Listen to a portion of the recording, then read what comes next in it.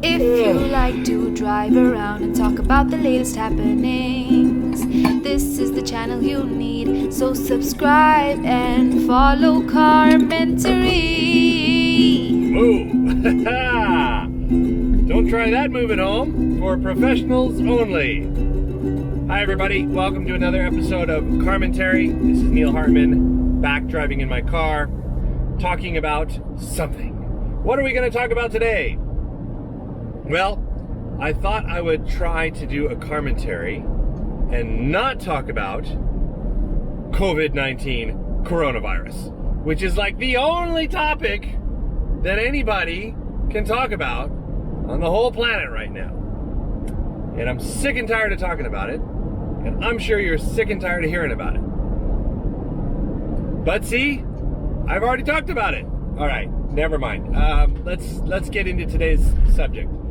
Yesterday, I had the pleasure of being the host for the second edition of the Niseko Shootout Short Film Festival, which is a collection of short movies about snow culture that are entered into the competition.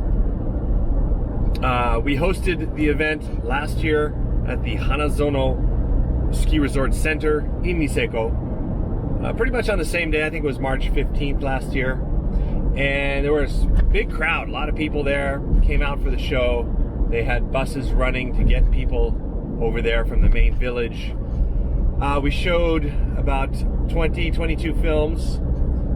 Last year, you could enter films up to 10 minutes long. They were really short, like 1-minute movies, and there were some that used the full 10 minutes. Skiing, snowboarding, various snow culture kind of films. It ran the gamut. This year was no different. There were a whole bunch. There were 22 films, and while the main difference was that we could not host or hold the event at Hanazono or anywhere for that matter due to COVID-19 virus fears. Basically, events have been canceled pretty much all over Japan, and the ski resort did not want to host an event with a lot of people, and I understand that, obviously. So what were we going to do? We had 22 films entered in the contest. No place to host it, can't have it in a venue with people. So the decision was made to host it on Facebook as a watch party. This is a fairly recent new feature that Facebook has unveiled, and I had never used it myself, so it was a bit of a learning process for me and for the whole crew, but somehow we pulled it off. Now, it's still out there. Maybe I'll add a link in the description here. I believe you can go out and you can go back to the watch party and you can re-watch the individual films and see what they were like. I don't know if my live commentary is still out there or not. That might not be there, but no big deal. It's more important that you go out and watch some of the films. We basically sat down in a room in Niseko last night, and from 6 p.m. we broadcasted this online version of the short film festival. It was a lot of fun to watch all the movies, and we had a crowd of about 100 people, roughly, give or take, watching throughout the whole thing. A lot of rotation, so I'm sure the total numbers were larger, and it will grow as the watch party remains out there online and you can continue watching it. But I was pleased with the turnout and pleased with the results, and today's Carmentary, I think I just wanted to say good job to all the people who took the time to get out there and film, and then more importantly to edit and put something together and actually submit it to the contest. I think that's the hardest part in filmmaking, and I've talked about this before on Carmentary, is everyone's got a camera and everyone has the ability and the time to get out there and, push the record button and capture something. But to be able to come back and then edit it and put it into a little format that other people are going to be able to watch, it does take a lot of effort and thought and time. And, so congratulations and our appreciation to everybody who took the time to put something together. Obviously, when you have 22 different films, you're going to have a variety of topics and a variety of skill levels. Some of the films were, my main complaint, I'm going to have one kind of pessimistic thing to say, one negative thing to say.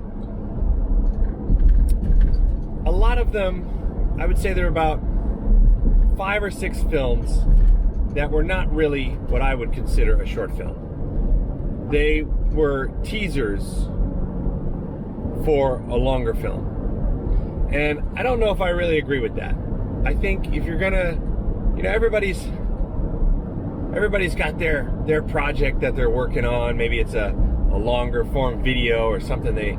Maybe they got some sponsors for the season and trying to put something together. But you want to rush a little something out for the short film festival. I understand that. So you make basically a short little edit. You don't have a lot of time. It's like, let's just put some of our best footage together, but we don't want to show everything. So it ends up becoming a trailer or a teaser for a longer project. And I don't agree with that. If you're going to put something in a short film festival, it should be a completed work. It should, if it's 1 minute or if it's 7 minutes, which was the time limit for this year's competition, it doesn't really matter how long it is, but it should have a beginning, a middle, an end. It should have some kind of a story, format, whatever, and it should be a complete package, It shouldn't leave you with the feeling of like, did I just watch a commercial for something else that I'm not maybe ever going to be able to see? So that's my only thing. I think for next year, maybe we can put that in the rules. No teasers. Make a film. This whole thing also, I kind of had that mentality many years ago. I lost it somewhere along the way. The concept that if you show something once and a few people see it, then it's done. You can't do it again, or you can't show it again. It doesn't work like that. It doesn't matter. Like if you put your best footage together in a little 3-minute video and you enter it in the competition, okay, that reaches a certain audience. Then you can re-edit it, do a whole nother thing with it, and enter it in another competition or release it as a DVD or iTunes movie or whatever. No one's going to care. No one's going to say, oh, I saw that footage in the Niseko Short Film Festival. That's old. It just doesn't work like that anymore. So I wouldn't worry about that. That's really my only sort of negative takeaway. That's about it. Other than that, my personal highlight, was a film that did not win one of the top 3 awards, did not get recognition from the judges, but I would like to give a shout out to Ski Fever, I believe it was called. This was a really cool short movie. It had the most story. It was scripted. It was shot and edited and had really good lighting, costumes, acting. Like, it was a real piece of filmmaking, and I thought that was really cool. It was set in like 1986. It was a little story about this foreigner and these 2 girls who were battling for his attention. It was pretty cool. I would go back and watch that one again if you have a chance. And yeah, it was a refreshing change. In general, most of the films follow the format of let's get out there, try to shoot deep powder, jumps, travel log kind of format also is very popular.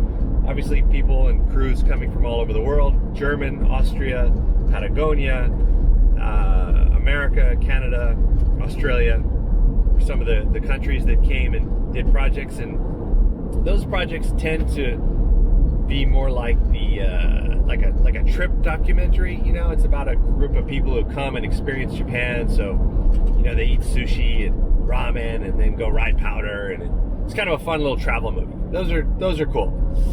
But this Ski Fever movie was in a class of its own. It had a more of a real short film feel to it. So I thought that was pretty cool.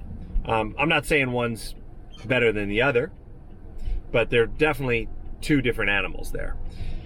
So the future of the Niseko Shootout Short Film Festival, I think this is going to continue.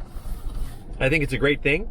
I think there's a lot more that we can do with it as a team putting it together, and as a community that's supporting it and enjoys these short films.